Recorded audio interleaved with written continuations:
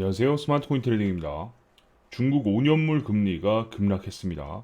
중국 금리가 급락을 하면 달러 강세가 연출이 되는데 달러 강세가 연출이 되면 비트코인 가격에도 긍정적이지 않죠.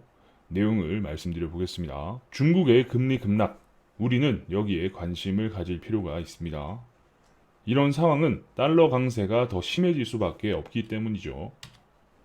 달러 강세가 발생하면 당연히 코인에게는 좋지 않은 소식이죠. 달러와 패깅이 되는 스테이블 코인의 도미넌스 급등은 비트코인과 알트코인에 대한 급격한 변동성, 즉 하락을 만들기 때문입니다.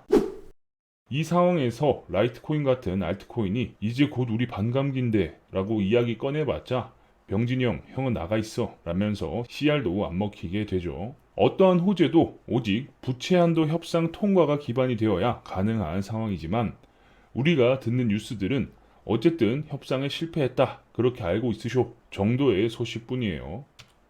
그래서 준비했습니다. 미국에서는 지금 무슨 일들이 일어나고 있는지. 우리나라 이슈만으로도 속 시끄러운데 누가 옳고 그르고는 미국 내에서 알아서 하라고 하고 우리 투자자들은 상황이 어떻게 흘러가는지 해결이 얼마나 오래 걸릴지만 예상하면 됩니다. 지금 미국에서는 해당 캠페인이 사람들에게 먹히고 있어요. 예산을 깎아야 통과시킨다라는 조건이 있지만 공화당은 3번이나 대통령을 찾아갔지만 바이든은 진지하게 협상에 임하지 않고 있어서 미국에 큰일이 날 것이다 라는 이야기들이 퍼져나가고 있습니다.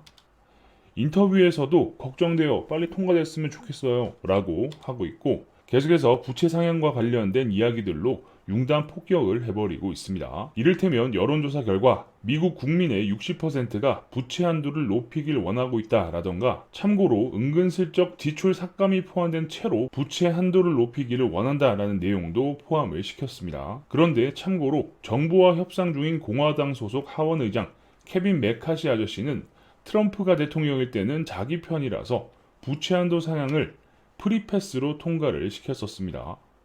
부채 한도 상향과 관련해서 협의조차 하지 않은 이상한 대통령으로 낙인이 찍힌 상황에서 이것이 수정헌법 14조가 존재한 이유이며 우리는 그것을 사용할 준비가 되어 있어야 합니다. 우리는 이 무모한 공화주의자들이 경제를 인질로 잡게 할 수 없습니다. 수정헌법 14조는 이럴 때 쓰라고 있는 거다라고 이야기를 한다고 해서 사람들의 머릿속에 먹혀 들어갈까요? 전체 부채의 97%는 바이든 대통령 임기 이전에 발생했습니다. 바이든 입장에서도 자기가 쓰지도 않는 빚으로 자신의 대선 공약을 꺾어야 하는데 짜증이 나겠죠.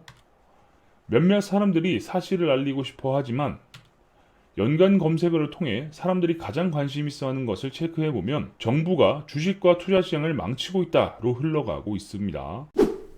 수정헌법 14조를 발동시키는 시점은 최소한 6월 중순을 넘어야 가능한 상황으로 보이는데 공화당이 요구 조건을 바꿀 때까지 천천히 시간을 끌다가 최후의 대통령 직권으로 수정헌법을 통과시킬 겁니다. 시뮬레이션 상으로 은행에 특별한 변고가 없으면 대통령이 공화당의 예산 삭감딜을 받을 이유가 없어 6월 말까지 시간이 충분합니다. 오히려 급한 건 공화당 측이라 골드만을 선두로 미디어를 등에 업고 여론을 흔들고 있는 상황이에요. 6월 7일이 위험하다라는 데이터로는 부족했는지 6월 1일만 돼도 돈이 한 푼도 없다라든가 너무하다 싶을 정도의 언론 플레이. 그런데 여기서 잠깐 누가 보면 옐런 재무부 장관은 공화당 소속이 아닌가라는 생각이 들 정도죠. 역시 같은 당이라도 의견은 나뉘고 한마음 한뜻은 쉽지 않아 보입니다. 6월 7일이 아닌 6월 1일이 더 위험하다는 뉴스도 등장했습니다. 해당 기사의 근거를 봤더니 정부의 주머니에서 돈이 많이 빠져나가는 구간만 골라서 계산된 속도대로 정부가 돈을 써댄다면 이라는 단서가 포함되어 있었어요. 그러니까 취사 선택을 해서 빠르게 지출이 일어나는 구간만 더해서 곡간이 비게 되는 속도를 계산한 거죠. 그렇다면 코인 투자자로서 어떤 선택이 좋은가? 우리는 미국 국민이 아니기 때문에 미국의 복지 이런 건 신경 쓸 필요도 없고 그냥 하루라도 빨리 바이든 정부가 공화당의 딜을 받아서 밀려있는 코인들의 호재를 소화하는 게 최선입니다. 만약 그 사이 추가 은행 파산이 일어났다? 그렇게 되면 위험자산군들은 폭락이 나오겠지만 그만큼 반등도 급하게 나올 겁니다. 왜냐? 부채 한도 상향 협상에서 대통령이 어쩔 수 없이 공화당의 딜을 받겠구나 라는 기대감이 발동할 테니까요. 하원 의장도 디폴트는 없다라고 말하고 있으나 예산 삭감을 강력히 주장하고 있죠. 신용평가기관인 무디스도 미국은 디폴트를 겪지 않을 것을 확신한다라는 인터뷰까지 진행한 상황에 과연 부채 한도 상향이 어떻게 마무리될지 긴장을 놓지 말고 잘 지켜봐야겠습니다. 계속해서 여러분들께 도움이 될 만한 다양한 정보를 알려드릴 수 있도록 하겠습니다. 영상이 괜찮으셨다면 구독과 좋아요도 눌러주시고요. 알림 설정을 눌러주시면 누구보다 빠르게 새로운 정보를 받아보실 수 있으니까 구독, 좋아요, 알림 설정까지 눌러주시면 감사하겠습니다. 그럼 전 다음 영상에서 뵙겠습니다. 감사합니다.